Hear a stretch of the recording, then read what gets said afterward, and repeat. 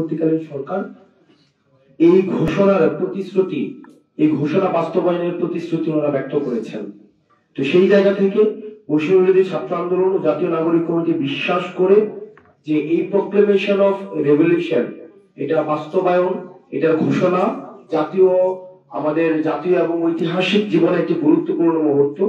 এবং এই অভ্যুত্থানে যেমন বাংলাদেশের প্রত্যেকটি অংশীজনের, বাংলাদেশের প্রত্যেক শ্রেণীর মানুষের অংশগ্রহণ ছিল, প্রান্তিক জনপদ থেকে শহর পর্যন্ত সবার অংশগ্রহণ ছিল, ঠিক একইভাবে আমরা প্রত্যাশা করি এই ঘোষণাপত্রে জনমানুষের, প্রত্যেক শ্রেণীর জনমানুষের আশা আকাঙ্ক্ষার প্রতিফলন ঘটবে। সেই লক্ষ্যে বৈষম্য বিরোধী ছাত্র আন্দোলন ও জাতীয় নাগরিক কমিটি আগামী 6 জানুয়ারি থেকে 11 জানুয়ারি পর্যন্ত দেশব্যাপী আমরা কর্মসূচি ঘোষণা করছি। এই কর্মসূচিতে আমরা দেশব্যাপী জনসংযোগ কর্মসূচি বা মানুষের কাছে যাওয়া, আমরা কর্মসূচি ঘোষণা করছি যেখানে আমরা মানুষের কাছে লিফলেট বিতরণ করব, আমরা সমাবেশ করব এবং বিভিন্ন মাত্রার জনসংযোগ করব। কারণ এই প্রোক্লেমেশন অফ রেভলিউশনের আশা আকাঙ্ক্ষা, মানুষের যে আশা আকাঙ্ক্ষা রয়েছে সেটি কি বিষয়ে, তারা কি দেখতে চায় এই প্রোক্লেমেশনে, সেটির প্রতিফলনের জন্য আমরা মানুষের কাছে, আমরা আমাদের জায়গা থেকে ছুটে যেতে চাই। আগামী সপ্তাহ জুড়ে দেশের প্রতিটি জেলায় এই ঘোষণাপত্রের দাবিতে কর্মসূচি পালন করা হবে। ইতিমধ্যে যেমনটি বলছিলাম, সারা দেশের সকল শিক্ষা প্রতিষ্ঠানে বৈষম্য ছাত্র আন্দোলন এবং প্রত্যেকটি জেলা উপজেলায় ছাত্র, নাগরিক, পেশাজীবী, কৃষক, শ্রমিক ও সর্বস্তরের জনগণের মাঝে একযোগে আমরা গণসংযোগ চালাবো। সারা দেশের প্রতিটি জেলায় বৈষম্য বিরোধী ছাত্র আন্দোলন ও জাতীয় নাগরিক কমিটি যৌথভাবে এই কর্মসূচি পালন করবে। সেই সাথে আমরা আরেকটা বিষয় খুবই গুরুত্বপূর্ণ, সেটি হচ্ছে যে আমরা একই সাথে আমরা একটা বিষয় উদ্যোগের সাথে লক্ষ্য করছি যে সরকার 15 তারিখ আমরা সরকার কর্মসূচি এই প্রক্লেমেশন অফ রেভলিউশন সবার অংশগ্রহণের ভিত্তিতে ঘোষণা করবেন এমনটি বলেছেন, প্রতিশ্রুতি দিয়েছেন। কিন্তু সরকার এখনো ঘোষণাপত্রের ব্যাপারে দৃশ্যমান কোন উদ্যোগ নেয়নি। আজকে হচ্ছে 4 জানুয়ারি, এখনো পর্যন্ত কোন উদ্যোগ নেয়নি। গণঅভ্যুত্থানের সাথে জড়িত সকল অংশীজনের মতামত নিয়ে এই ঘোষণাপত্র তৈরি করা একটি জটিল ও গুরুত্বপূর্ণ বিষয়, একটা জটিল বিষয়। সেজন্য বৈষম্য ছাত্র আন্দোলন গত 31 জানুয়ারি এই ঘোষণাপত্র প্রকাশে প্রস্তুত ছিল, কিন্তু অন্তর্বর্তীকালীন সরকার যেহেতু নিজ উদ্যোগে এই দায়িত্ব নেয়, বৈষম্য ছাত্র আন্দোলন তার ঘোষণা করা থেকে বিরত থাকে।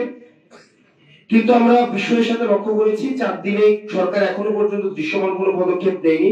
তাই আমাদের আহ্বান থাকবে এই জাতীয় গুরুত্বপূর্ণ বিষয়টি সরকারকে তৎপর হওয়ার জন্য, এই জাতীয় গুরুত্বপূর্ণ বিষয়ে সরকার যেন তৎপর হয়, সেজন্য বৈষম্য বিরোধী ছাত্র আন্দোলন এবং জাতীয় নাগরিক কমিটি আমরা অন্তর্বর্তীকালীন সরকারকে আহ্বান জানাচ্ছি। এবং ঘোষণাপত্রের ব্যাপারে সরকার কার্যকরী উদ্যোগ গ্রহণ করলে এ ব্যাপারে আমরা আমাদের নিজেদের মতামত জানাতেও বৈষম্য বিরোধী ছাত্র আন্দোলন এবং জাতীয় নাগরিক কমিটি আমরা প্রস্তুত আছি। সরকার যদি মনে করে যে এই বিষয়ে আমাদের কোনো মতামত তারা জানতে চায়, সেক্ষেত্রে আমরা যে কোনো সময়, আমরা যেহেতু আপনারা ইতিমধ্যেই জানেন আমরা একটা ড্রাফট আমাদের প্রস্তুত ছিল, সেটি নয় বরং সকল অংশীজনের মতামতের ভিত্তিতে যেই ড্রাফটটি করা হয়েছে, পরবর্তীতে রিফাইন্ড ভার্সন সরকার যদি আহ্বান করে সেক্ষেত্রে আমরা সেটি দেখাতে প্রস্তুত রয়েছে। অর্থাৎ আমাদের সর্বসাকুল্যে আমাদের 5 জানুয়ারি থেকে 11 জানুয়ারি পর্যন্ত দেশব্যাপী আমাদের কর্মসূচি চলবে। আমরা প্রান্তিক পর্যায় থেকে একদম প্রত্যন্ত গ্রামে আমরা ছুটে যেতে চাই মানুষের কথাগুলো। আমরা হচ্ছে 6 জানুয়ারি থেকে 11 জানুয়ারি পর্যন্ত, 6 জানুয়ারি থেকে 11 জানুয়ারি পর্যন্ত আমরা প্রত্যেকটা মানুষের কাছে ছুটে যেতে চাই। আপনারা জানেন এই গণঅভ্যুত্থানে সকল শ্রেণী পেশার মানুষের অংশগ্রহণ ছিল, কারণ আপনারা জানেন যে ফেসিবাদ যে সরকার এই সকল মানুষের টুটি চেপে ধরে রেখেছিল। প্রত্যেকটা মানুষ কথা বলতে পারতো না, তাদের অধিকারের বিষয়গুলো কখনোই উপস্থাপন করতে পারতো না। আমরা তাদের এই কথাগুলো আমরা তুলে ধরতে চাই। সালাম আলাইকুম। শেষ হয়নি, পরে একটু যেমনটি বলছিলেন বৈষম্য ছাত্র আন্দোলনের আহ্বায়ক জনাব হাসনাত আব্দুল্লাহ ভাই, এই গণঅভ্যুত্থান শুধুমাত্র ছাত্রদের নয়, এই গণঅভ্যুত্থান কৃষক, শ্রমিক, মজুরের, এই গণঅভ্যুত্থান সকল শ্রেণী পেশার মানুষের।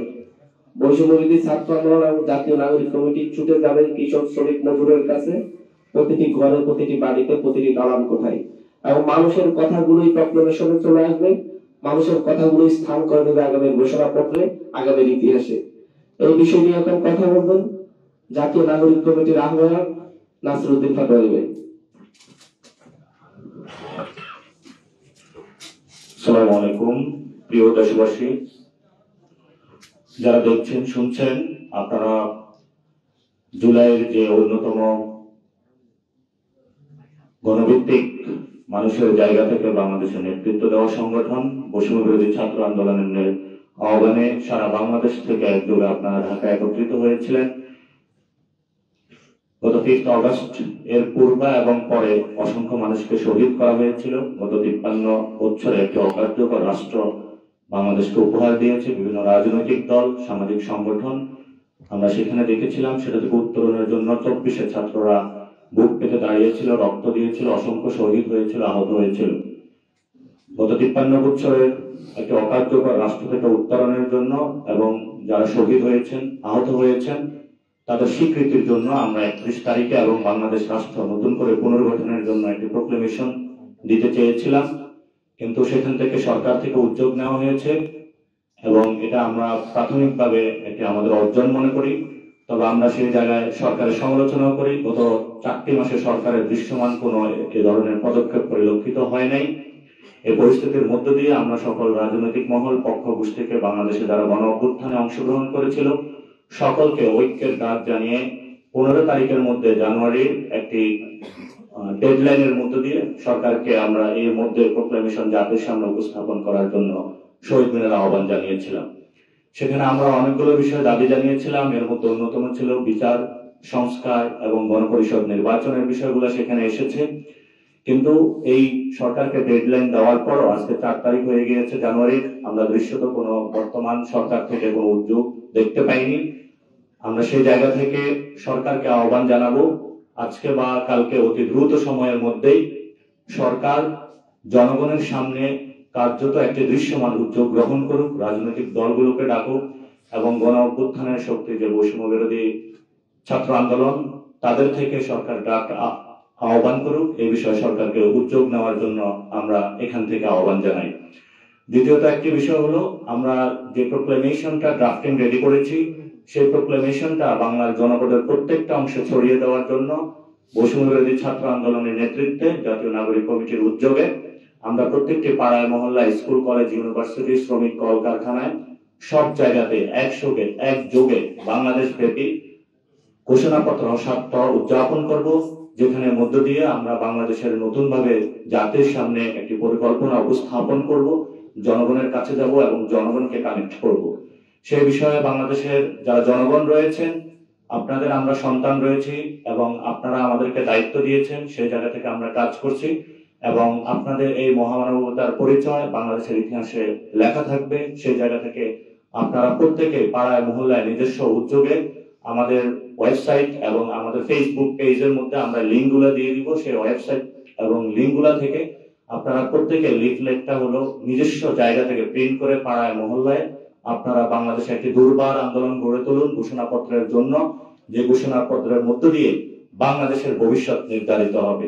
সেই বিষয়ে বাংলাদেশের সকল নারী পক্ষ, কলকারখানা, শ্রমিক সকলকে একসাথে সজাগ থাকার আহ্বান জানাচ্ছি এবং বিভিন্ন রাজনৈতিক দল যারা রয়েছেন তাদেরকেও আমরা আহ্বান জানাচ্ছি, জনগণের প্রয়োজনে যেভাবে আপনারা 5 তারিখে বৈষম্য বিরোধী ছাত্র আন্দোলনের নেতৃত্বে ঝাঁপিয়ে পড়েছিলেন, রাজপথে শহীদ হয়েছেন, আগামীতে বাংলাদেশে যে কোনো প্রয়োজনে আপনাদেরকে ঐক্যের জায়গাটা থেকে ত্যাগ তিতিক্ষার আপনাকে দেওয়ার জন্য, জনগণের কাছে দায়বদ্ধ হওয়ার জন্য আমরা বৈষম্য বিরোধী ছাত্র আন্দোলনের প্ল্যাটফর্ম থেকে আপনাদের আহ্বান জানাচ্ছি। কারণ জাতিকে আপনাদের অনেক দেওয়ার আছে, জাতি আপনাদেরকে অনেক দিয়েছে। সেই জায়গা থেকে সকল রাজনৈতিক দলকে এই বিষয়ে উদ্যোগ গ্রহণ করার জন্য আমরা আহ্বান জানাচ্ছি এবং আমরা যদি আগামী কয়েকদিনের মধ্যে কার্যত কোনো দৃশ্য উদ্যোগ না দেখি, আমরা সরকারকে সেখানে আরো জোর দাবি এবং মাঠ থেকে জনগণকে সাথে নিয়ে ঐক্যবদ্ধভাবে কিভাবে প্রক্লেমেশন বা ঘোষণাপত্র জনগণের সামনে নিয়ে আসতে হয় সে বিষয়ে কঠোর কোনো কর্মসূচির দিকে যাব ইনশাআল্লাহ। আপনারা যারা দেশবাসী আজকে আমাদের সাথে থেকেছেন, অতীতেও থেকেছেন, ভবিষ্যতেও থাকবেন, আপনাদের এই অর্জনে আমাদেরকে সারথি বানানোর জন্য আপনাদের সকলকে ধন্যবাদ। এবং আপনাদের এই জাতির যে কোনো সংকটকালীন মুহূর্তে আপনারা মাঠে থাকবেন, আপনাদের সন্তানদেরকে সবসময় আপনাদের পাশে পাবেন। ধন্যবাদ সকলকে। বাংলাদেশের রাজনীতির মাঠে সবচেয়ে বড় স্টেক হোল্ডার হিসেবে আমরা যাদেরকে দেখি বিএনপি, জামাত, আবার অপরপক্ষে সেনাবাহিনীও আপনাদের এই ঘোষণাপত্রে আসার জন্য তারা আমন্ত্রণ জানিয়েছিলেন। এই বড় তিনটি পক্ষকে আপনাদের ঘোষণাপত্রের পক্ষে নিয়ে আসার জন্য আপনারা তাদের সঙ্গে আলাদা করে কোনো বৈঠক করবেন কিনা, বা তাদের মতামত বা তাদের সমর্থন আদায়ের জন্য আপনারা কোনো কার্যকর উদ্যোগ গ্রহণ করবেন?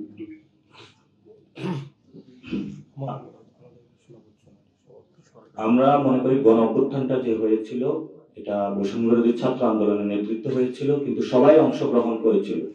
এই কাজটা হলো সবার দায়িত্ব।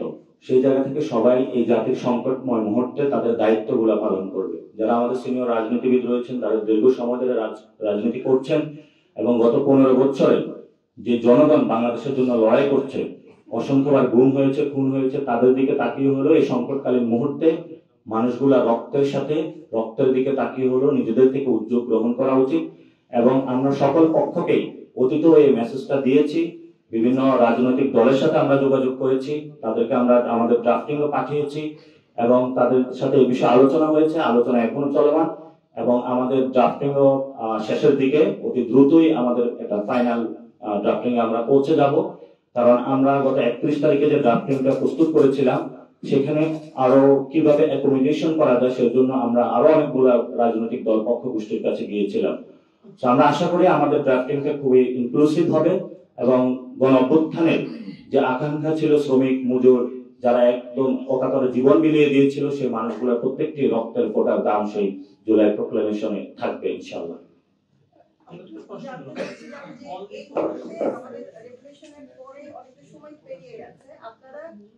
এই ঘোষণাপত্রের উপর অনেক জোর দিচ্ছেন, একটু জানতে চাচ্ছি যে এই বিষয়টা এই মুহূর্তে আপনাদের কাছে এত জরুরি কেন হচ্ছে, আপনারা কোন জায়গা থেকে মনে করছেন, এবং বলছেন যে সরকারের তরফ থেকে কোনো উদ্যোগ এখনো দেখছেন না, আপনারা কি আশঙ্কা করছেন কিনা যে যে ধরনের ঘোষণাপত্র আপনারা চাচ্ছেন, যে সমস্ত পক্ষের সঙ্গে কথা বলে সবার মতামতের প্রতিফলন, সেখানে কোনো ধরনের গাফিলতি হতে পারে, এরকম কোনো আশঙ্কা আপনারা করছেন কিনা? প্রথমত আমরা মনে করি গত 4টি মাস অতিবাহিত হয়েছে, ছাত্র জনতার একটি সরকার গঠন হয়েছিল, সরকার থেকে উদ্যোগ নেওয়ার কথা ছিল, কিন্তু সরকারের বিভিন্ন কাজে আমরা মন্থরগতি দেখতে পাচ্ছি। কিন্তু 24 সাল অতিক্রান্ত হচ্ছিল, সেই জায়গা থেকে আমরা সরকারকে স্মরণ করিয়ে দিতে যে তাদের জনগণের কাছে যে একটি দায়বদ্ধতা রয়েছে সেই দায়বদ্ধতার জায়গা থেকে তাদের উদ্যোগ গ্রহণ করা উচিত। এবং আমরা জনগণকে ঐক্যবদ্ধভাবে সাথে নিয়ে জুলাইয়ের যে একটি ঐক্যের একটি জায়গা রয়েছে সেই জায়গাকে সবাইকে সমুন্নত জায়গা আনার জন্য আমরা এই উদ্যোগটি গ্রহণ করি। তবে বিভিন্ন রাজনৈতিক দল এবং যারা পক্ষগোষ্ঠী রয়েছেন, বাংলাদেশের মানুষ যারা রয়েছেন তাদের থেকে উদ্যোগটি আসার কথা ছিল, আমরা সেখানে পাইনি। আমরা যখন এই জাতির সংকট কালটা যাচ্ছিল এবং শহীদ এবং আহতদের নিয়ে যখন কোন স্বীকৃতি বা ঘোষণাপত্র আসছিল না, আমরা এই সংকটকালীন মুহূর্তে আবার সেই জায়গাটা আমাদের দায়িত্বটা কাজে তুলে নিয়েছি।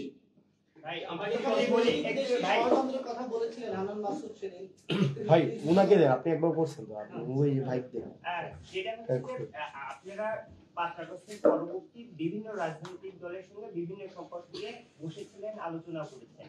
এই বিষয়টা নিয়ে প্রক্লেমেশন নিয়ে তাদের সঙ্গে আলোচনা হয়েছে কিনা, এবং আমরা যেটা দেখেছি আপনারা প্রক্লেমেশন নিয়ে যখন কথাবার্তা বলা শুরু করেন বিভিন্ন দলের পক্ষ থেকে দ্বিমত রয়েছে, ভিন্ন মত রয়েছে, সেক্ষেত্রে তাদের পক্ষ থেকে এই প্রক্লেমেশন নিয়ে আপনাদের কোনো সহযোগিতা এখন পর্যন্ত তারা কি আপনাদেরকে অসহযোগিতা করছে কিনা বা এটি নিয়ে আলোচনা করছে কিনা?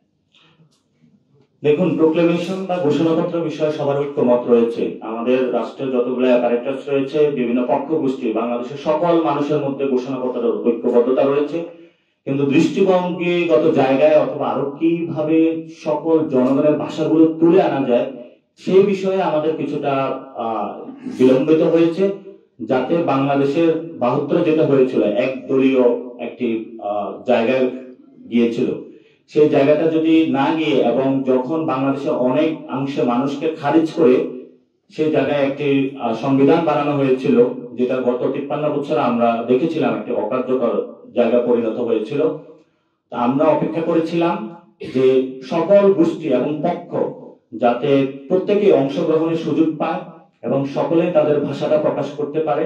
5 তারিখে যে জনতার স্রোত আমরা মাঠে দেখতে পেয়েছিলাম, প্রত্যেকটা মানুষের ভাষা যাতে প্রোক্লেমেশনে থাকে এবং তাদের ন্যায্য যে অধিকার রয়েছে দীর্ঘকালীন তারা লড়াই করছেন, প্রত্যেকটা বিষয় যাতে থাকে সেই বিষয় হলো আমরা সবার সাথে কথা বলেছি। তবে প্রোক্লেমেশন নিয়ে কারো কোনো দ্বিমত নাই, হয়তো দৃষ্টিভঙ্গিগত অথবা কোনো শাব্দিক চয়নে কিছু পার্থক্য রয়েছে, এগুলো অলরেডি আমরা সলভ করতে পেরেছি এবং আমরা ড্রাফটিংটা ফাইনালের একদম শেষ পর্যায়ে অতি দ্রুতই আমরা যে কোনো সময় সরকারের উদ্যোগ অথবা সরকার যদি আমাদের আহ্বান করে আমরা বসতে প্রস্তুত। নাসির ভাই, বিষয়টা হচ্ছে 31 তারিখ আমরা একটা প্রোগ্রাম দিয়েছিলাম, 31 জুলাই আপনারা মার্চ করে রিলিজ করেছেন, তারপরে তিনি ছাত্রদল বিএনপি একটা প্রোগ্রাম করেছে, সেখান থেকে বিএনপির পক্ষ থেকে বারবারই অভিযোগ করা হচ্ছিল যে আপনাদের মধ্যে যে বডি তৈরি ছিল সেটা পরাজিত যে ফ্যাসিস্ট তারই এবং আপনারা তাদেরকে একটা সুযোগ করে দিচ্ছেন। এই বক্তব্যের আপনি আসলে কিভাবে ধরলেন? আমরা এক্ষেত্রে বিএনপির এ পর্যন্ত কোনো অফিসিয়াল স্টেটমেন্ট পাইনি, আমরা যদি পাই তাহলে সেই বিষয়ে আমরা উত্তর দেব। আমার একটা প্রশ্ন, যেটা হচ্ছে প্রক্লেমেশন বা ডিক্লারেশন থেকে বিভিন্ন দেশ আছে, আমেরিকা ছিল, বাংলাদেশের স্বাধীনতা যুদ্ধের সময় ছিল, আমেরিকার ডিক্লারেশন অনুযায়ী স্বাধীনতা যুদ্ধের আগে বাংলাদেশের স্বাধীনতা যুদ্ধের শুরুতে 90 এর অভ্যুত্থানের আগে একটা 3 রুপে একটা দেওয়া ছিল, আপনাদের এই প্রক্লেমেশন এতদিন পরে কেন? আমরা সেই প্রশ্নের উত্তর দিয়েছিলাম। আমাদের 24-এর যে গণ অভ্যুত্থান এটি নতুন স্বাধীনতার লড়াই ছিল, কিন্তু স্বাধীনতা যুদ্ধ ছিল না। স্বাধীনতা যুদ্ধের আগে প্রোক্লেমেশন থাকে, কিন্তু আমাদের এই গণ অভ্যুত্থানে যারা শহীদ হয়েছিলেন, আহত হয়েছিলেন, গত 53 বছর যে ব্যর্থ রাষ্ট্রের জায়গা থেকে নতুন রাষ্ট্রের পুনর্গঠন, সেই জায়গাতে আমরা কাজ করছিলাম। গত 4 মাসে আমরা বিভিন্ন পক্ষ গোষ্ঠী প্রত্যেকের সাথে জেলা, উপজেলা, গ্রাম, মহল্লা, চায়ের দোকানে আমরা আলাপ করেছি কিভাবে সকল মানুষকে নিয়ে আসা যায়। কারণ আপনারা যাত্রাবাড়িতে দেখতে পাবেন যে শহীদদের একটি ফলক লাগানো হয়েছে, সেখানে অসংখ্য রিক্সা শ্রমিক রয়েছে, সেখানে হলো সবজি বিক্রেতা রয়েছে। তা আমরা এই সময় দলিত, হরিজন, তফসিলি যারা আছে প্রত্যেকটা মাস সেক্টরের মানুষের সাথে কথা বলেছি। তো এই কথা বলার মধ্য দিয়ে আমরা প্রত্যেকটি ভাষা প্রোক্লেমেশনের মধ্যে চেষ্টা করেছি আনার জন্য। আমরা এর মধ্যে আশা করেছিলাম সরকার থেকে উদ্যোগ গ্রহণ করবে, কিন্তু সরকার থেকে যখন উদ্যোগ গ্রহণ করা হয় নাই এবং যে 24-এর মধ্য দিয়ে একটি গণ অভ্যুত্থান হয়েছিল, সেই 24 যখন শেষ হচ্ছিল তখন আমরা এই 24-এর মধ্যেই সরকারকে উদ্যোগ গ্রহণের আহ্বান জানাই এবং আমরা জনগণকে ঐক্যবদ্ধভাবে ডাক দিই বাংলাদেশের এই মুহূর্তে প্রয়োজন একটি ঘোষণাপত্র।